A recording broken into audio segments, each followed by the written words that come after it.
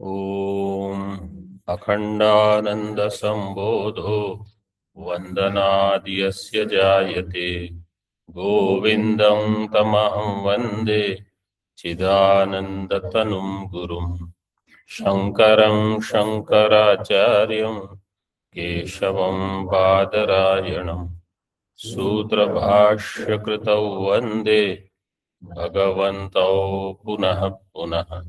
ईश्वरो गुरुरात्मेति मूर्तिभेदविभागिने व्योमवद्व्याप्तदेहाय दक्षिणामूर्तये नमः। ओम शांति शांति शांति। पंचीकृत पंच महाभूत की उत्पत्ति हो गई। ये जो दो कोष्ठ थे, मन के देवता कौन है?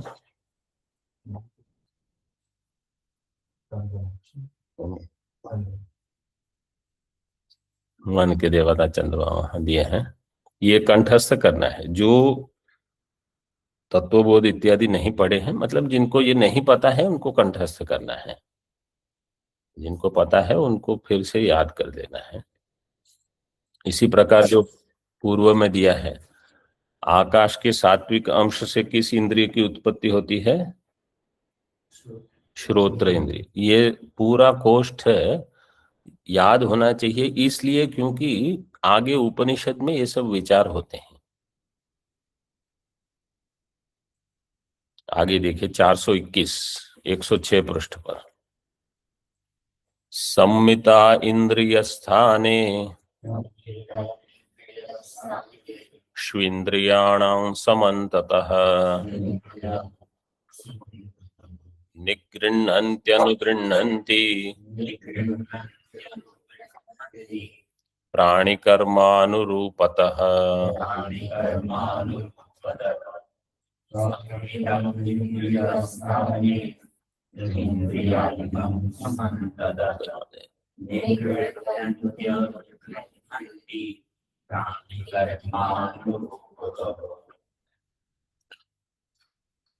संहिता में धातु क्या है?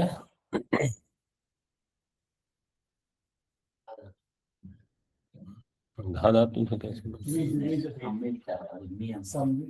नहीं, संहिता मी प्रक्षेपणे अथवा माने, दो धातु है, दोनों से मित शब्द बनेगा। ये बहुवचन है तो मी ठीक रहेगा, क्योंकि अर्थ क्या है इसका? इंद्रिय स्थानेषु इंद्रियाणाम समन्ततः सम्मिताः। इसका कर्ता होगा देवता, जो दिया नहीं है श्लोक में, लेकिन अब क्योंकि पूर्व प्रकरण देवता का चल रहा है तो उसी को लेके देवता प्राणी कर्मानुरूपतः गृह्णन्ति अनुगृह्णन्ति।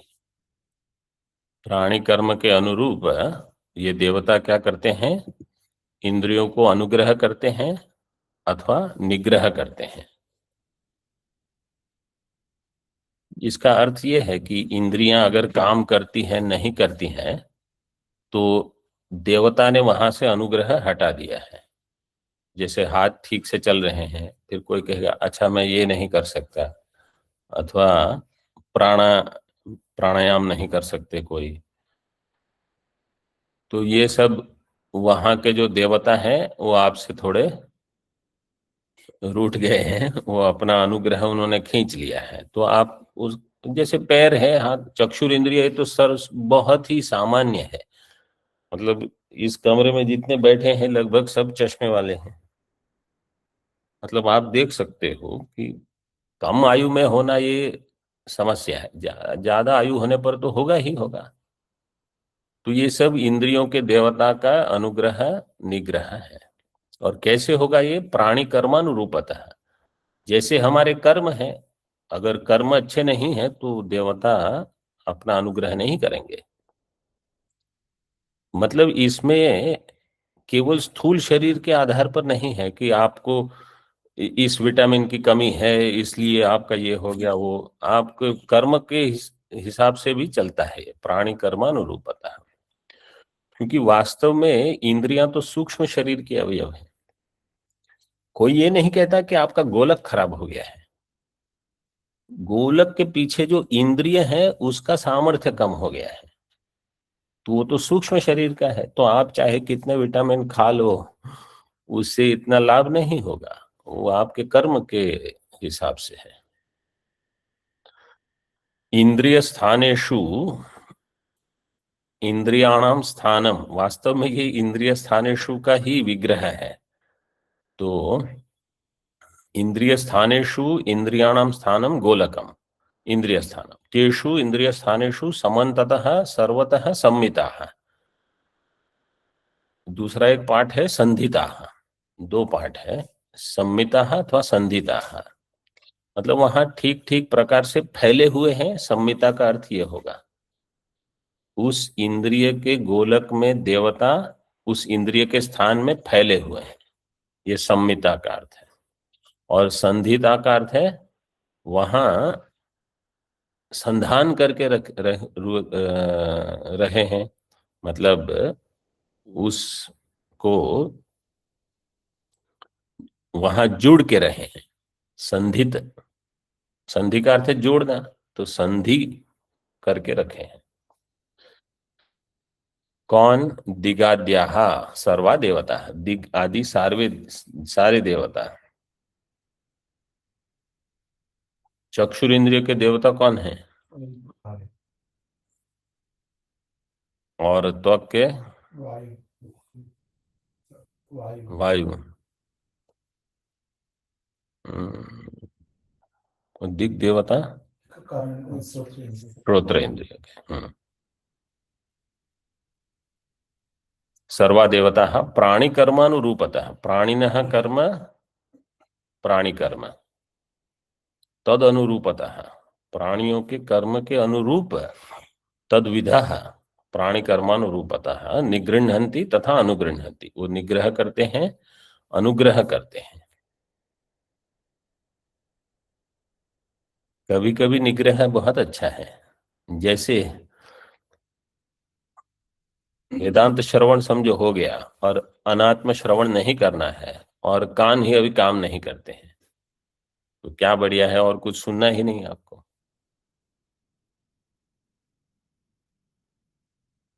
एकस्मिन जन्मनि, इसका अर्थ बता दिया अभी आगे। एकस्मिन जन्मनि इंद्रिय देवता अनुग्रहेण इंद्रिय व्यापारः संभवति, अन्यस्मिन जन्मनि तु पापाधिक्याद इंद्रिय देवता निग्रहेण मूकत्वम काणत्वम बधिरत्वम वा संभवति इति।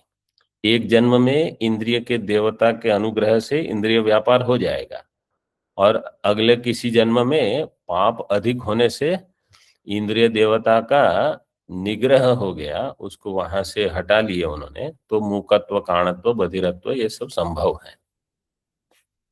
सूक्ष्म शरीर में प्रयोजन क्या बता रहे हैं? ऐसा नहीं है कि सूक्ष्म शरीर में इनकी ये इंद्रिय ही नहीं है। सूक्ष्म शरीर सभी का 19 अवयव वाला है, तो 5 ज्ञानेंद्रिय, 5 कर्मेंद्रिय, 4 अंतःकरण, वो सब में है। लेकिन किसी जन्म में आप देखते हो कि कोई बचपन से विकलांग है, अथवा कोई इंद्रिय उनकी है ही नहीं, तो इसका अर्थ यह है कि सूक्ष्म शरीर तो 19 अवयव वाला है, स्थूल शरीर में गोलक भी दिख रहे हैं, तो क्या नहीं है? वो देवता का अनुग्रह, देवता का अनुग्रह कम है। जैसे स्वामी जी कभी देखते हैं बिजली आ रही है, ठीक है, बल्ब भी ठीक है, लेकिन बीच में कहीं कुछ नहीं है, तो सूक्ष्म शरीर भी है, स्थूल शरीर भी ठीक है, बीच का कोई अवयव ढीला है, वो ये है देवता का अनुग्रह। आगे शरीर करण ग्राम शरीर प्राणाहमधिदेवता पंचैते हेतवः प्रोक्ता निष्पत्तौ सर्वकर्मणाम्। शरीर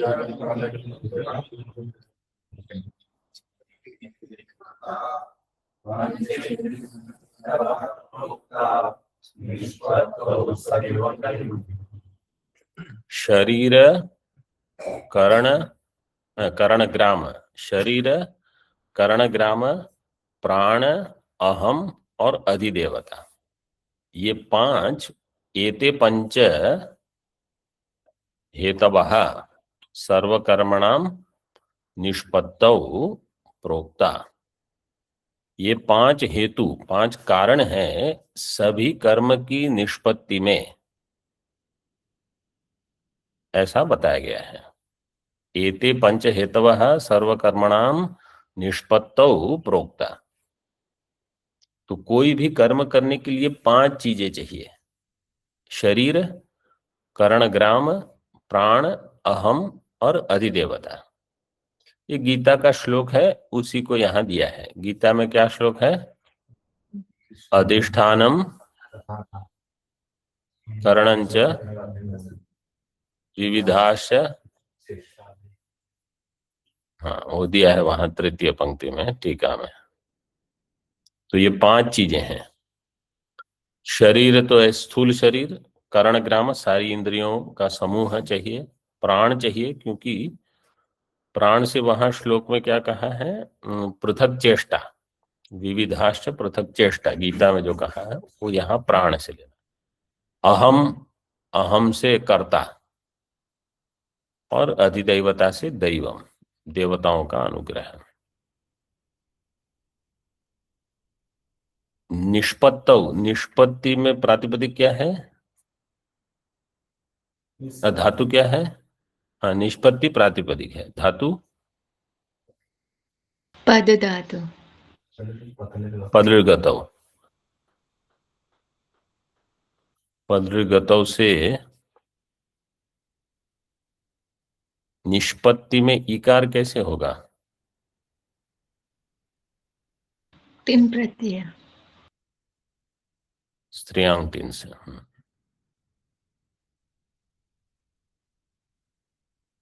टीका में देखें, शरीर करण ग्राम प्राण अहम आदि, अहम अधिदेवता, शरीरम स्थूलम तच्च करण ग्रामश्च, करण ग्राम करणानाम इंद्रियाणाम ग्राम समूह, प्राणाश्च तीसरे हैं प्राण, चतुर्थ है अहम, अहंकार है अहंकार है, और अधिदेवताश्च शरीर करण ग्राम प्राण अहम, अहम अधिदेवता। प्राण शब्द से, प्राण शब्द न पंच प्राण संदर्शिता, पांच प्राण ले लेने हैं।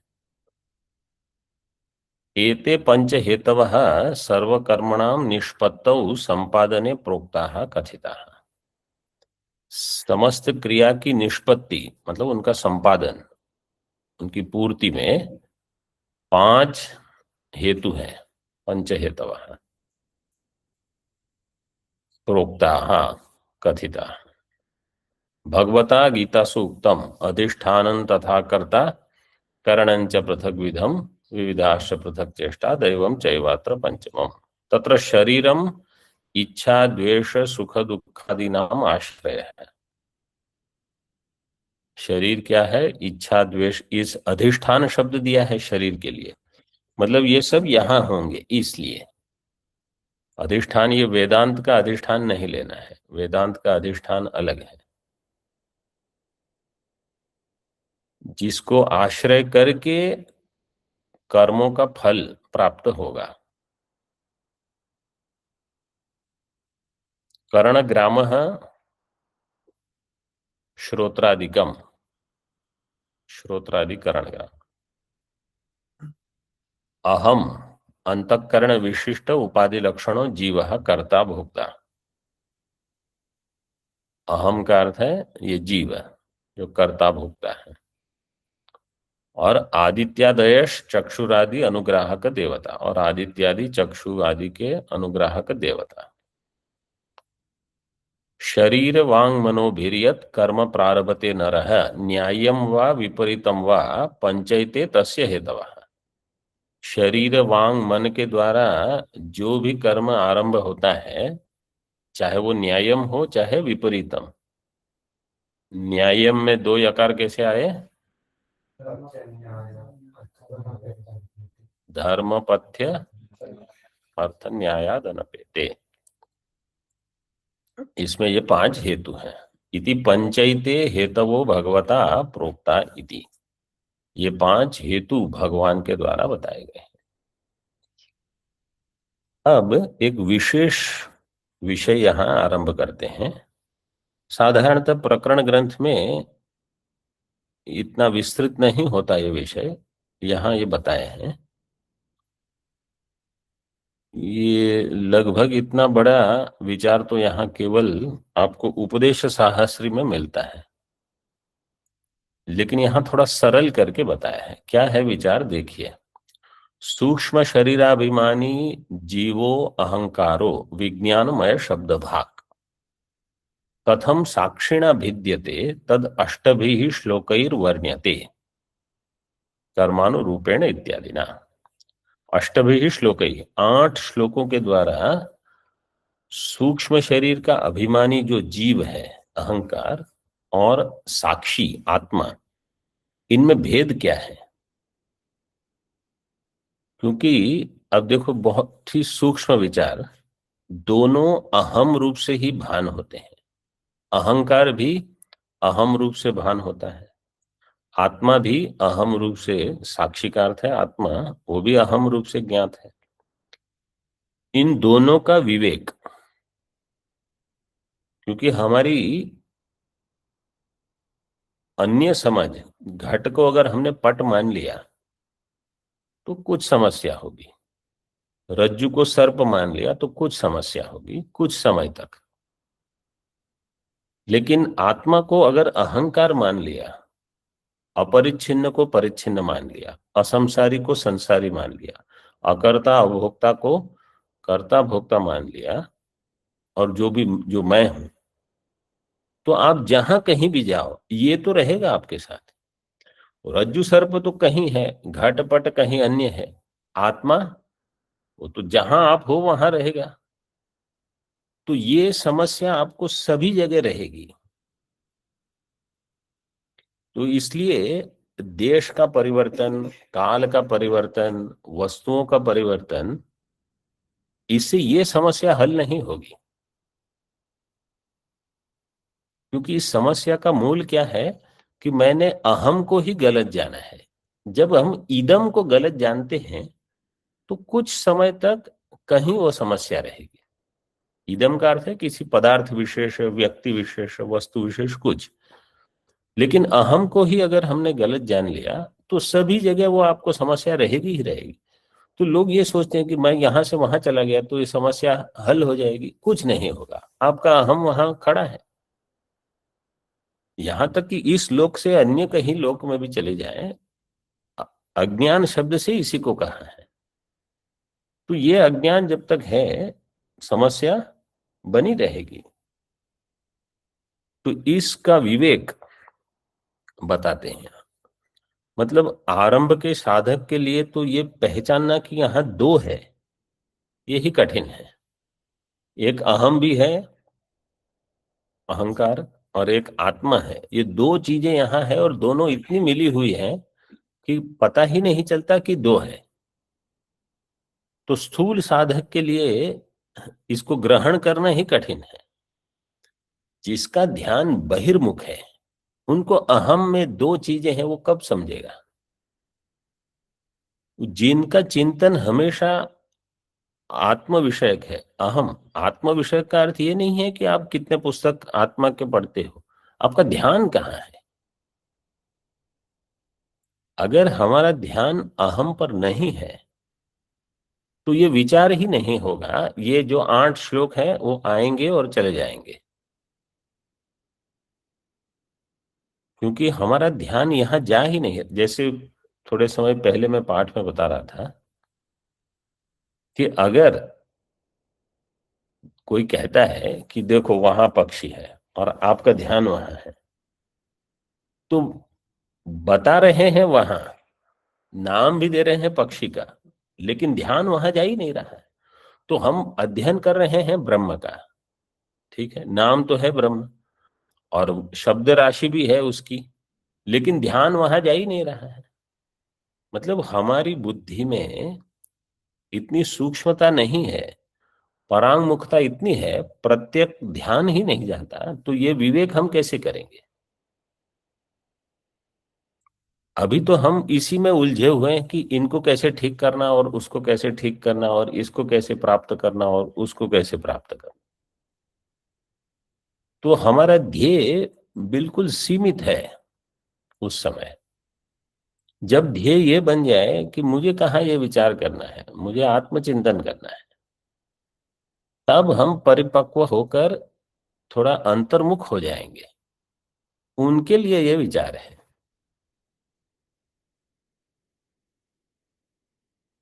और ये यहाँ सरल करके दिया है।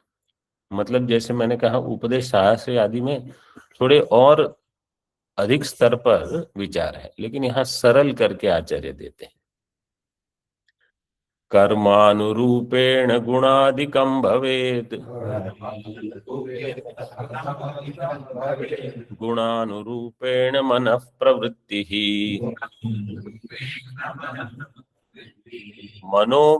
मनोनुवृत्तैरुभयात्मकेन्द्रियैर् निर्वर्त्यते पुण्यमपुण्यमत्र।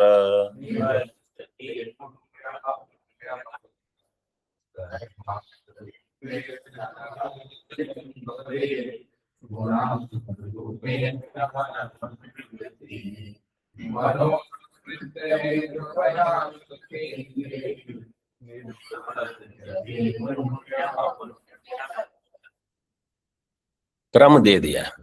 कर्मानुरूपेण गुणादिकं भवेत्, एक। गुणानुरूपेण मनः प्रवृत्ति ही, दो। मनोनुवृत्तैः उभयात्मके उभयात्मक इंद्रियैः अत्र पुण्यम अपुण्यम निर्वर्त्यते, तीन। जैसे हमारे कर्म होंगे ऐसे गुण बनेंगे। कर्म अनुरूपेण गुणादिकम भवेत्। अभी इसमें अन्योन्य आश्रय कोई बता सकता है, कोई कहेगा जैसे गुण है ऐसे हम कर्म करेंगे। ठीक है, समझो कोई भी गुण है आप में, अभी आपको यहां से साधक बन के शुरुआत करनी है।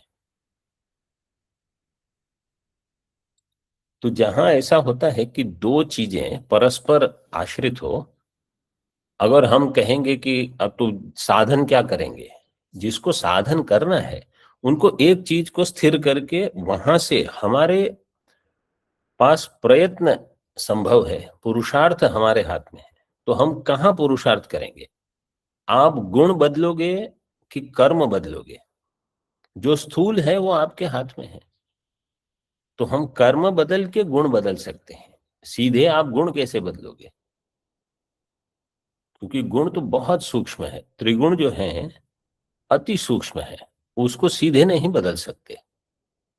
इसलिए गीता में जो 14वें अध्याय से तीन गुणों के यज्ञ, दान, तप इत्यादि तीन प्रकार के, सात्विक, राजसिक, तामसिक, देवता कैसे हैं, कर्म कैसे हैं, बुद्धि कैसी होगी, ज्ञान कैसा, तो उसमें जो स्थूल है उसको आप बदल के सूक्ष्म में परिवर्तन की अपेक्षा कर सकते हो। जैसे आपका संग सात्विक रहे तो सात्विक गुण की वृद्धि, सत्व गुण की वृद्धि होगी। आपका भोजन सात्विक हो तो सत्व गुण की वृद्धि हो सकती है। आप सत्व गुण जब अधिक हो उस समय प्रवृत्त अधिक रहते हो, और जब तमोगुण बढ़ जाए तो आप निद्रा में चले जाते हो। तो अच्छा है, योग्य है। जो रात को अधिक जागते हैं, जब तमोगुण की प्रवृत्ति अधिक हो उनमें तमोगुण की वृद्धि हो जाएगी। तो कर्म के अनुरूप फिर गुण बनेंगे, गुणादिकम भवेत्। गुण के अनुरूप फिर मन की प्रवृत्ति होगी। ये गुण के अनुरूप जो मन की प्रवृत्ति होगी वो सहज प्रवृत्ति होगी। जैसे दृष्टांत यहाँ ये जंगल से समझो टहलने जाते हैं कोई कोई, खास करके यहाँ जो महिलाएं वगैरह कोई रहती है वो सब, तो आसपास वाले उनको पता है कि यहाँ मंदिर है शिव जी का, तो यहां से निकलते समय ऐसे करके जाएंगे। ये सहज स्वभाव हो गया। ये कैसे हुआ? क्योंकि इन्होंने अब इतना अभ्यास कर लिया है कि ये सहज हो जाता है। तो कहीं और भी हम जैसे देखते हैं, समझो कोई एक वरिष्ठ महिला अथवा कोई है, और उनके आसपास रहने वाले पहचान वाले कोई कम उम्र वाले तुरंत नमस्कार करें, चाहे कहीं भी रास्ते में मिले। ये कैसे हुआ? वो उस समय नमस्कार की क्रिया से नहीं हुआ है, वो उन्होंने इतने साल अभ्यास किया। जैसे ही कोई बड़े को देखोगे तुरंत नमस्कार करना है, तो ये एक अभ्यास हो गया। तो इसलिए मन की प्रवृत्ति, जैसे अब गुण इतने बढ़ गए हैं, सत्व गुण हो चाहे, तो उसी प्रकार की मन की प्रवृत्ति होगी।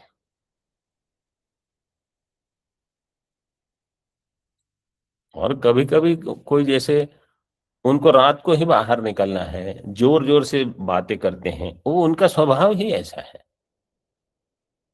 तो जैसे उनके गुण ऐसी उनकी प्रवृत्ति होगी फिर।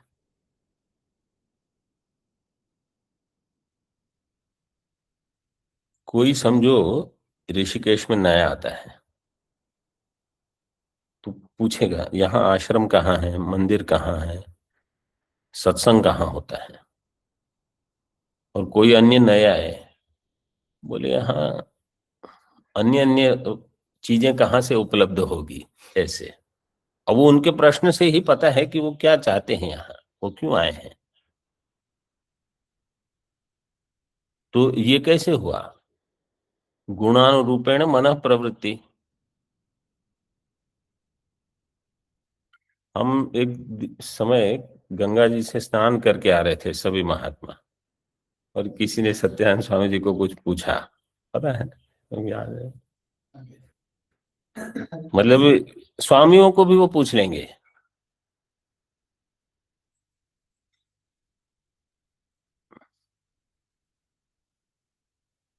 और मन की प्रवृत्ति के अनुसार फिर मनोनुवृत्तिर उभयात्मक इंद्रिय ही अत्र पुण्यम अपुण्यम निर्वर्तते। मन की वृत्ति के अनुसार फिर पुण्य अपुण्य का संपादन होता है, उनकी प्राप्ति होती है।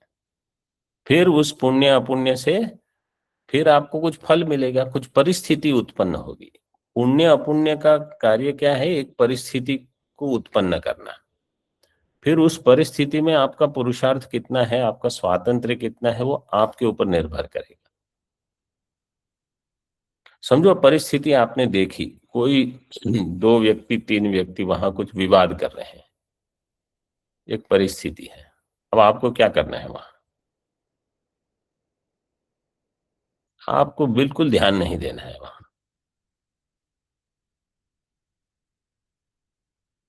तो परिस्थिति आएगी, क्यों? आपके कर्म ऐसे हैं।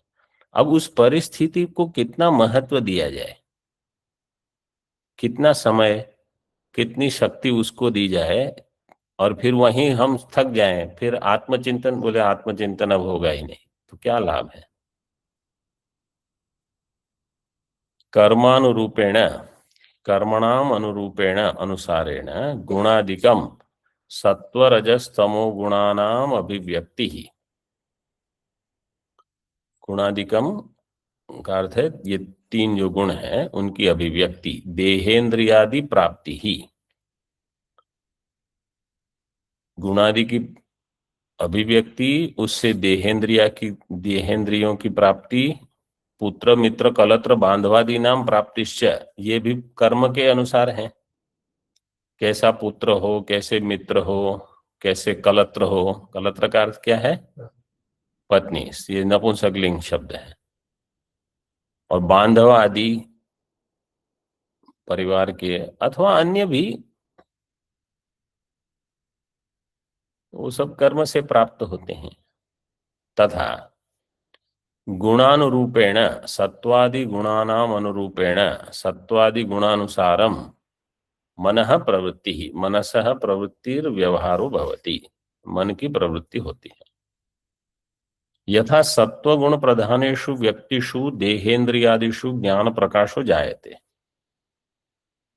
सत्वगुण प्रधान व्यक्ति जो है उनके देह इंद्रिय आदि में ज्ञान का प्रकाश होगा, मतलब विचार स्पष्ट होंगे, ज्ञान स्पष्ट होगा। तथा च मनः प्रसाद, मन प्रसन्न होगा। जिनमें सत्व अधिक है प्रसन्न ही है, अन्य होंगे दुखी ही दुखी होंगे हमेशा। मन प्रसाद, सौम्यत्व, उनका स्वभाव सौम्य रहेगा, खुद भी प्रसन्न रहेंगे, अन्य को भी प्रसन्नता होगी उनको देखकर। ऐसे आत्म विनिग्रह है और अंतःकरण बिल्कुल नियंत्रित होगा उनका। तथा भावानाम शुद्धि ही, जो विचार होंगे वो शुद्ध होंगे। इत्यादि मनसो व्यवहारो भवति, इस प्रकार से मन का व्यवहार होगा उनका।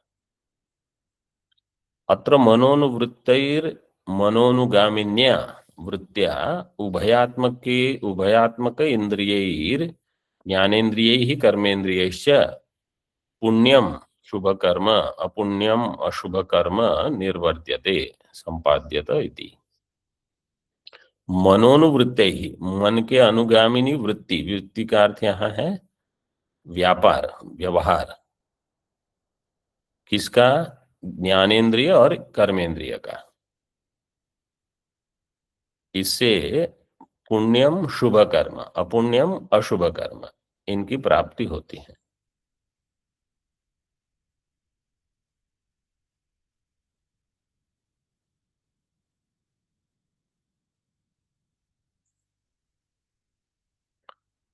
जीवन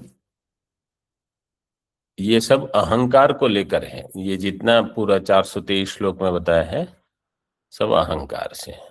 अगले श्लोक में अब विवेक बताते हैं। करोति विज्ञानमयोभिमानम् कर्ता हमेवेति तदात्मना स्थितः आत्मा तु साक्षी न करोति किंचिन न कारयत्येव तटस्थवत् सदा।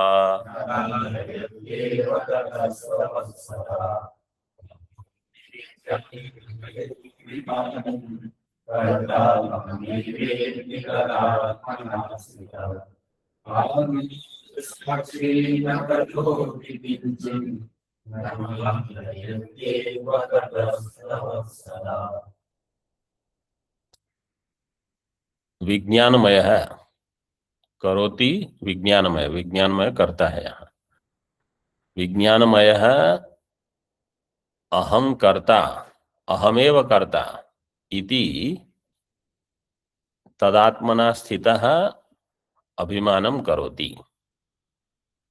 विज्ञानमय का अर्थ है ये जीव है। ऊपर ये शब्द दिया है। हाँ देखिए 423 की पहले पंक्ति जो है, सूक्ष्म शरीराभिमानी जीवो अहंकारो विज्ञानमय शब्द भाग, विज्ञानमय शब्दम भजते इति विज्ञानमय शब्द भाग। विज्ञानमय शब्द के द्वारा जो बताया जाता है, जो इंगित किया जाता है वो है विज्ञानमय। तो यहाँ 424 श्लोक में जो दिया है विज्ञानमय करोति, यह जीव है विज्ञानमय। योयम विज्ञानमय प्राणेषु, ये विज्ञानमय इसी के लिए दिया है। क्या करता है? करता अहम, ऐसे अभिमान करता है, मैं करता हूं, मैंने किया, अथवा मैंने नहीं किया, ये भी अभिमान है। जैसे कोई कहेगा मैंने किया, ये अभिमान है, तो कोई कहेगा ये इसको यहां किसने रखा, तो मैंने नहीं रखा, ये भी अभिमान है। ये नहीं करने का अभिमान है। कुछ करने का भी अभिमान होता है नहीं, क्योंकि साक्षी तो न करोति न कारयति न करोति, उसके लिए कुछ नहीं है। करना नहीं करना ये विकल्प ही नहीं है साक्षी में। जैसे दिवा रात्रि ये विकल्प पृथ्वी के लिए है, सूर्य के लिए कहाँ विकल्प है? जहां रात्रि नहीं है वहां दिवस भी नहीं रहा। आत्मा तो साक्षी न करोति किंचित न कारयति एव, तो कैसे है? सदा तटस्थवत तिष्ठति, तटस्थ होकर रहता है। अब शांति से जब हमारा मन एकाग्र हो तो बैठ के ये देखना है कि यहाँ दो, एक अहंकार भी है, स्थूल तो है नहीं, सूक्ष्म है, अति सूक्ष्म। बुद्धि वृत्तियां जो है साधारण, उनमें से जो सूक्ष्म तर वृत्ति है वो है अहम वृत्ति। क्योंकि अन्य बुद्धि वृत्तियां आएगी जाएगी, घट वृत्ति आएगी जाएगी, अन्य वृत्ति आएगी जाएगी, लेकिन अहम वृत्ति सभी में रहेगी। दिन भर अहम वृत्ति रहती है। इस अहम वृत्ति से आत्मा का विवेक करना, इस अहम वृत्ति को कहा युष्मत्, अहम वृत्ति को आत्मा को कहा अस्मत्। तो ये युष्मत् अस्मत् शब्द प्रत्यय गोचर जो है ये यही है, ये विवेक। इसके बाद थोड़े श्लोक के बाद फिर अध्यास का प्रकरण आरंभ करेंगे। तो पहले ये विवेक कह दिया कि इन दो को लेकर विवेक करना है, तो पहले तो वहां ध्यान जाए हमारा।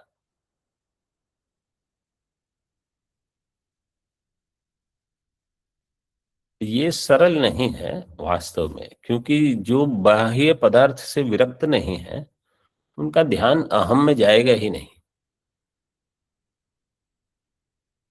अथवा कर्म ऐसे कि आपको उलझा के रखेंगे, बाह्य परिस्थिति में ही उलझा के रखेंगे, आप चिंतन कहाँ करोगे?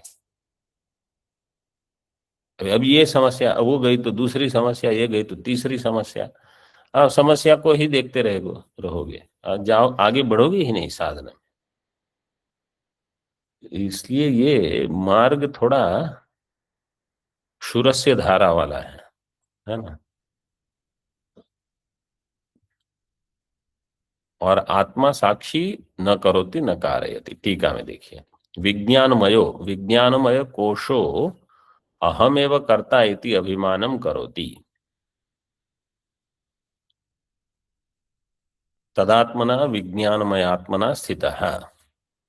विज्ञानमय रूप से रहकर यही अभिमान करता है, अहम करोति। अच्छा, ये अभिमान जो है ना वो अमानित्व में नहीं आएगा। अमानित्व वाला तो अलग है। मान, अमानित्व का अर्थ है उस प्रकार का मानित्व न हो, लेकिन वो अमानित जो रहेंगे वहां उनमें ये अभिमान तो रहेगा कि करता हम। कुछ सात्विक हो सकता है, कुछ कम हो सकता है। शरणागत जो होंगे, जैसे वहां हमने हनुमान जी का दृष्टांत दिया था, इहा न कछु मोरी प्रभुताई, सो सब तव प्रताप रघुराई। यहां हमने कुछ नहीं किया है प्रभु, ये आपकी प्रभुताई है, आपकी कृपा से हुआ है। तो वहां अभिमान कम हो जाएगा। मतलब हनुमान जी के विषय में तो नहीं है, साधारण व्यक्ति के बारे में, हम कोई अन्य जीव हो, शरणागत हो तो अभिमान कम होगा। क्योंकि हम निमित्त है, वो कितनी बार सुना है, निमित्त मात्रम भव सब। आप हो नहीं हो कोई फर्क नहीं पड़ेगा, पूरी दुनिया ऐसे ही चलती रहेगी, आप कौन हो? जब भगवान ने संकल्प कर लिया है कि ऐसे चलना है तो ऐसे ही चलेगा। आप चुपचाप जितने शांत होकर अपना ध्यान चिंतन कर सकते हो करो बस।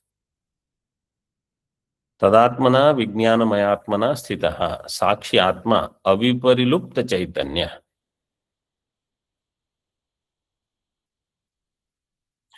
ये मैं सोच रहा था एक दिन, समझो सन्यास के बाद किसी को ये ऐसे नाम दिया, अविपरिलुप्त चैतन्य, ये आत्मा का ही नाम है। वो नाम बोलने में ही आधे लोग तो गड़बड़ कर देंगे।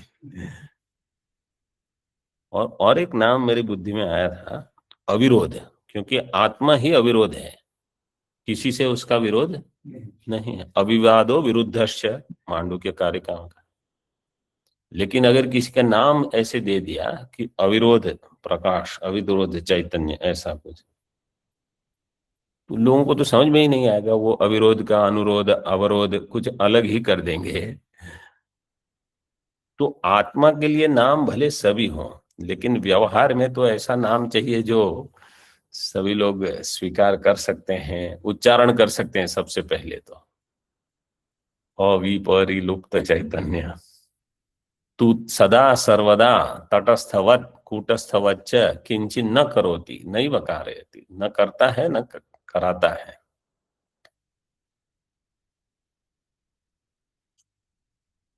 जैसे गीता में कहा था, कम घातयति हंति, हाँ वो दिया है आगे, हंतिकम। देखिए, वेदा विनाशिनम नित्यम य एनमजम अव्ययम कथम स पुरुष पार्थ कम घातयति हंतिकम। तो हंति है करोति, घातयति है कारयति, णिच करके।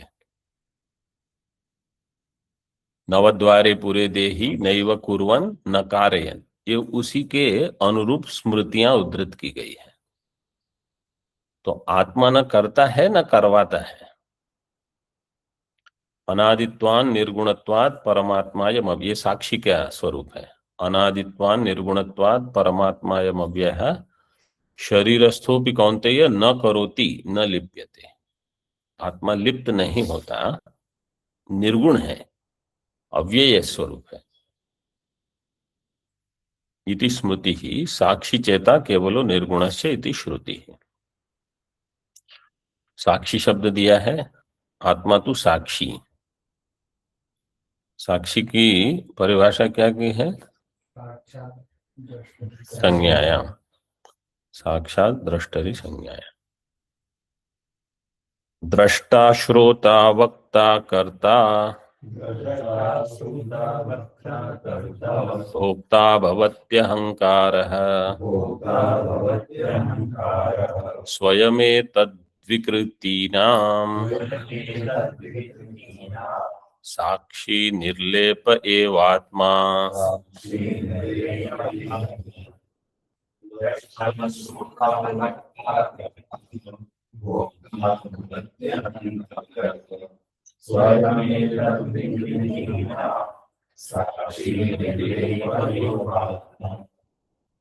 अब ये अनुष्टुप नहीं है, वैसे है तो 8 अक्षर सभी में, लेकिन जो जहां लघु पंचम सब में लघु चाहिए, पता नहीं वो भी हो जाएगा शायद। 8 अक्षरों वाले में भी कई छंद हैं। ये वैसा ही है, लेकिन अनुष्टुप में 5वां लघु है। फिर सप्तम क्या है? गुरु। प्रथम और तृतीय पाद अलग है, द्वितीय चतुर्थ अलग है, ऐसा है। अहंकार कैसा है? अहंकार है दृष्टा श्रोता वक्ता कर्ता भोक्ता भवति। स्वयं एतद विकृति नाम साक्षी निर्लेप एवं आत्मा भवति। और आत्मा ये सारी विकृतियां हैं, ये विकार हैं।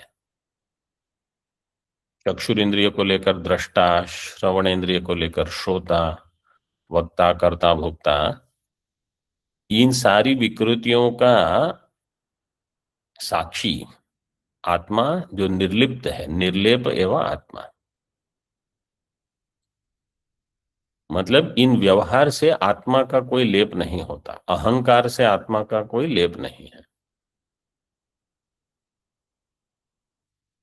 अहंकार है स्वयं दृष्टा श्रोता वक्ता कर्ता भोक्ता, और मनता विज्ञाता च भवति, ये भी जोड़ देना है। आत्मा तो एतद विकृति नाम विकाराणाम साक्षी निर्लेपः। आत्मा इन विकारों का साक्षी है, निर्लिप्त है, असंगत्वात् निरंजन एव अत्यंत विशुद्ध तथा अविकारी संतिस, अविकारी सन तिष्ठति इति। अविकारी होकर रहता है यहाँ, अत्यंत विशुद्ध है। आत्मनः साक्षिमात्रत्वं न कर्तृत्वं न भोक्तृता रविवत् प्राणिभिर्लोके क्रियमाणेषु कर्मसु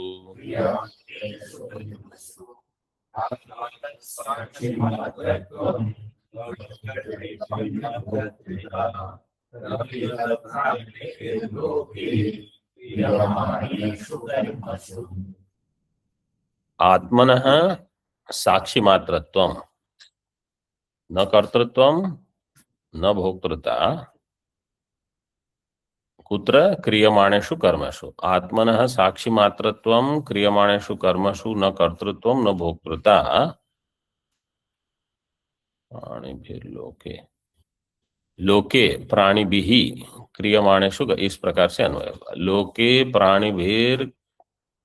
प्राणिभिः क्रियमाणेषु कर्मसु आत्मनः साक्षिमात्रत्वं न कर्तृत्वं न भोक्तृता। जैसे रविवत, जैसे सूर्य केवल साक्षी है, वो कर्ता भोक्ता नहीं है।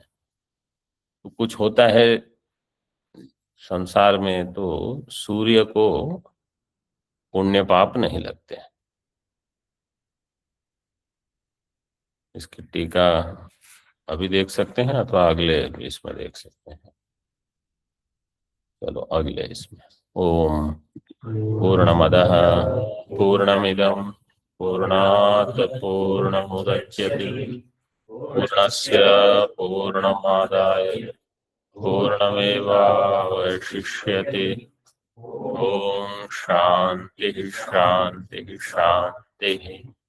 शंकरं शंकराचार्यं केशवं बादरायणं सूत्रभाष्यकृतौ वन्दे भगवन्तौ पुनः पुनः।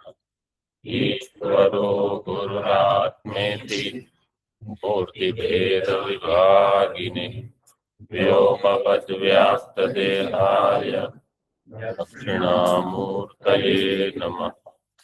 ओम शांति शांति शांति।